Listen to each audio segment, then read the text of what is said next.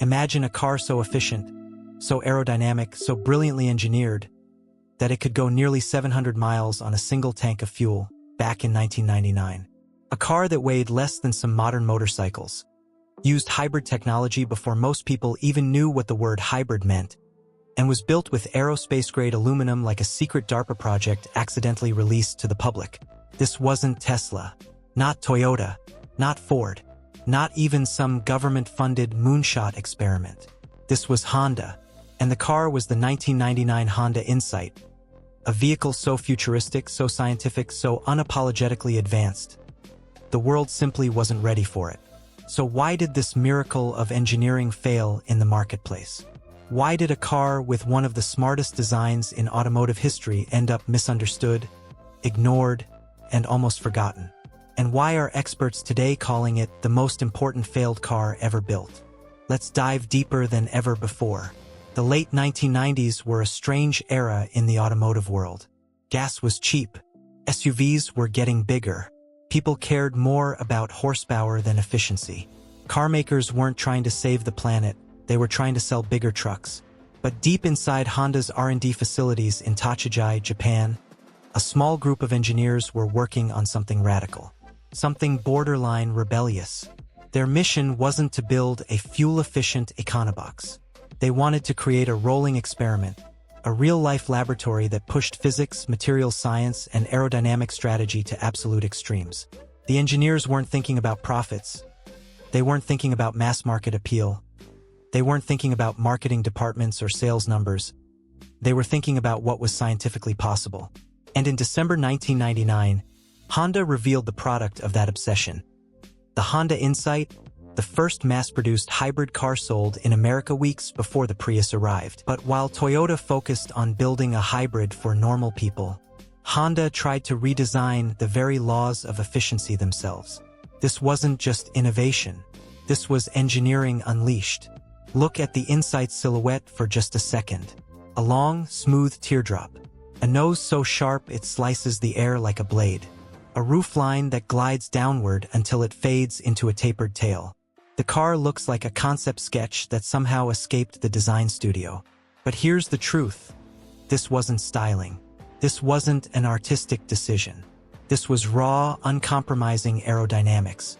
Every inch of the Insight's shape was sculpted in Honda's wind tunnels. Tested, refined, and perfected. And the result? A drag coefficient of 0.25. To put that in perspective, most modern SUVs are around 0.35, sports cars like the Mustang come in around 0.32, and even some EVs today struggle to reach 0.25. Honda achieved this level of aerodynamic excellence in 1999. That's like inventing the iPhone in 1992. But Honda didn't stop there. Next, they attacked weight. And this is where things get wild. The Insight was built almost entirely out of aluminum. The body, the frame, the panels, the suspension arms, even the fuel tank. Who does that? Not even supercar manufacturers go that far. Total weight, 1,847 pounds. Yes, a hybrid that weighed less than a Miata. One engineer later said, "The Insight was the last time Honda allowed engineers to build a car without limitations. They weren't designing a vehicle. They were designing an engineering achievement." Now let's talk about the technology under the hood. Honda's Integrated Motor Assist System, IMA, was a brilliant idea delivered in a simple, elegant package. At its heart was a tiny 1.0-liter three-cylinder VTEC engine, one of the most efficient internal combustion engines ever created. Behind it sat a slim electric motor that didn't replace the engine. It assisted it. That's the genius. It wasn't trying to be complex.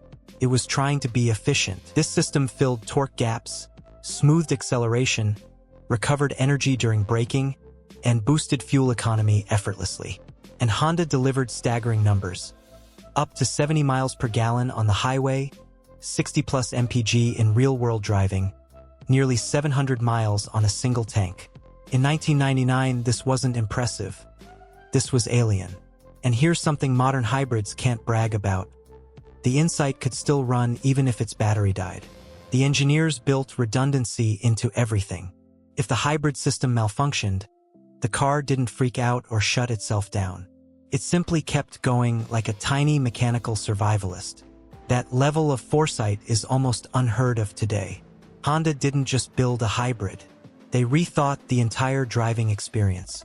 The Insight featured ultra-low rolling resistance tires, super-thin 0W20 oil, a computer-controlled lean burn mode, aerodynamic rear fender skirts, magnesium engine components, and even a hand-fitted roof panel designed to reduce turbulence.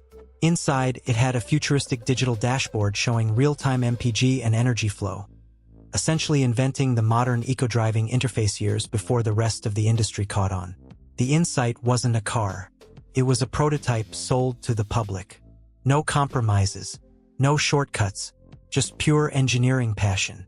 So why did it fail? For reasons. First, gas was cheap. Americans weren't interested in saving fuel, they wanted big trucks and V8 engines. Second, the design was too unusual. People weren't ready for aerodynamic teardrops and fender skirts. Today that shape looks normal on Teslas, but in 1999 it looked alien. Third, it was a two-seater. Americans love practicality. The Insight wasn't built to carry families, it was built to break records. Fourth, the Prius overshadowed it.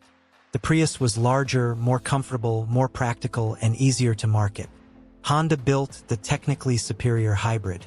Toyota built the strategically superior hybrid, and history rewarded Toyota. By 2006, Honda pulled the plug. Only 17,000 Insights were sold worldwide. Commercially, it failed. But historically, it was a miracle, because the Insight revealed something important. Honda could build a car so advanced, so expensive, so scientifically perfect, that it became too brilliant to survive in the real world.